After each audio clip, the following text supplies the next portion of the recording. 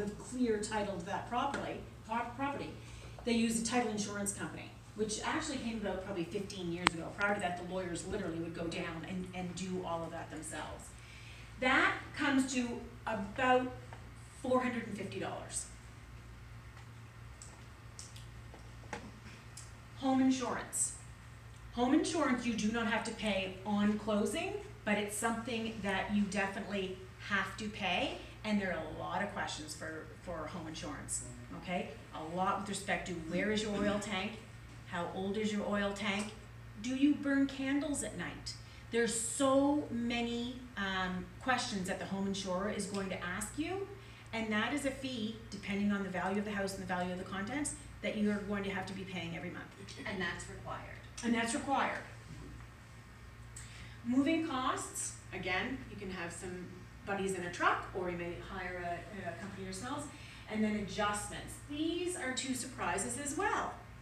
So in Halifax, for instance, taxes are due April and September, but we pay them in advance. We pay advance taxes. When you're buying a house, at closing, you have to pay back the person who's selling you that house for the taxes they've already paid.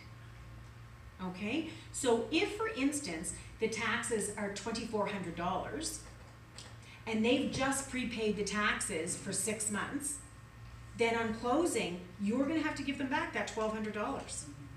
Those are closing costs, not in your mortgage, separate and apart. It's very dependent on the month that you buy the house, and every municipality is different. And oil tank. If you're buying a house with electric heat, doesn't matter. But if you're buying a house with an oil tank, the purchasers have filled up that oil tank, and you have to pay them back for that oil. So that would be on closing as well, oil adjustment. So what they'd often do is fill up the tank, say how many liters it is, figure out that the previous homeowners, it was half full, so then you have to pay them back for the half tank of oil that they've already paid for. That was one that surprised me. Yeah. The oil tank. Me too. So these are things that you just want to make sure that you know, because when you get to that $250,000 house and you do the happy dance, that you have $12,500 saved, you want to make sure that you know about these and there aren't any surprises. Okay? Now, if you have your $12,500 and you come in and talk to us and say, look, I have my $12,500, it's sitting in my RRSP, I'm taking it out tax-free, and that's what I'm using to purchase my home, but my gosh, I don't have these closing costs. Then we can talk about maybe lending you the closing costs. Okay? So all is not lost, but we just want to make sure you're very informed as to what costs that you're going to incur.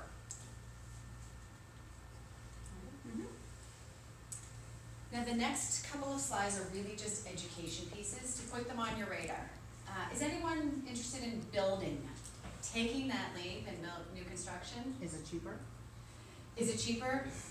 It can be the same. It just depends. Is it a little bit more of a longer process? Yes. So it just depends, and it can take a much longer time. But I mean, many people do decide to take that and decide to build it on their own. If they have a piece of land or buy a piece of land, or even from a builder, where they say, here's the model home, you can have this on this piece of land. So there's lots of different options, but it's just finding the one that's right for you. Yeah. When we look at, maybe you're doing some renovations to make your home more energy efficient, somebody mentioned that for Purchase Plus improvements, we see that a lot.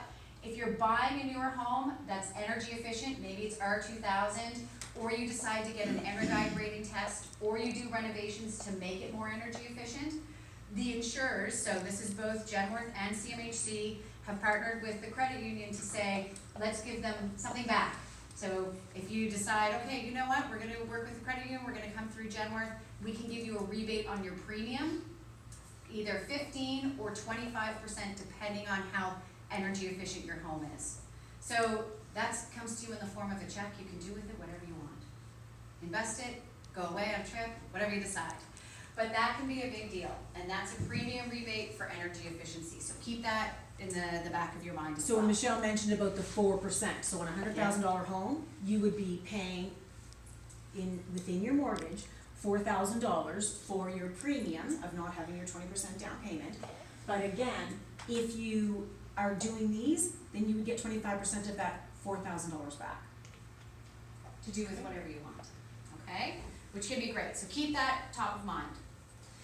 The other part of this is that when we work with the credit union, we wanna make sure outside of your insurance, so this is outside of your home insurance, any sort of insurance that you have on your mortgage, like disability or anything like this. This is literally, if you did a high ratio mortgage, you worked with the credit union and you worked with us directly, this is where, if life happens, maybe job loss, reduced hours, somebody gets sick, even maternity leave, whatever it is, something where you feel stressed, maybe you're falling behind on a mortgage payment, or you've fallen behind on paying your bills, that's where you pick up the phone to the credit union and say, this just happened, and they and we can work together to put a solution in place for you so that your mortgage is gonna be just fine.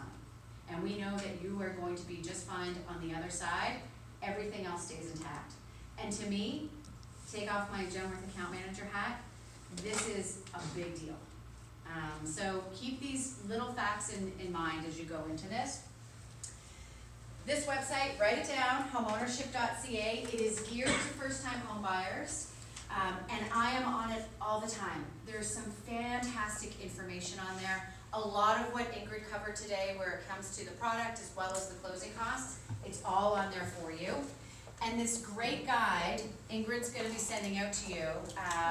This is a first-time home buyer guide that Genworth has developed. Ingrid hopped onto it yesterday and pulled some great information too.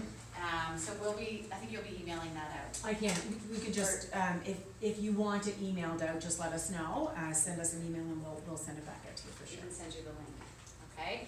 There's lots of great information in there. Are these, the same, expenses if you were to buy, a trailer home or, The closing fees. no, like all the, expenses for a mobile home or something, So- a trailer So, park? yeah, so, that would be more, CMHC does work with that, so it depends on the type of mobile or mini home that you are looking at. We can look at a mini home outside of a park, but I know that you can do a mortgage on a mini mobile home in a park, the same as you would a regular purchased home, so, yeah. And the fees wouldn't be quite as high, because if you're putting a mini home in a park, there's no deed transfer tax, because you don't own the land, Right, right? you only own what's on the land. Right, so it can be a little bit different. On that note, we're coming up to our time. We want to open the floor to questions. I do just want to say this. Thank you for choosing to spend your lunch hour with us.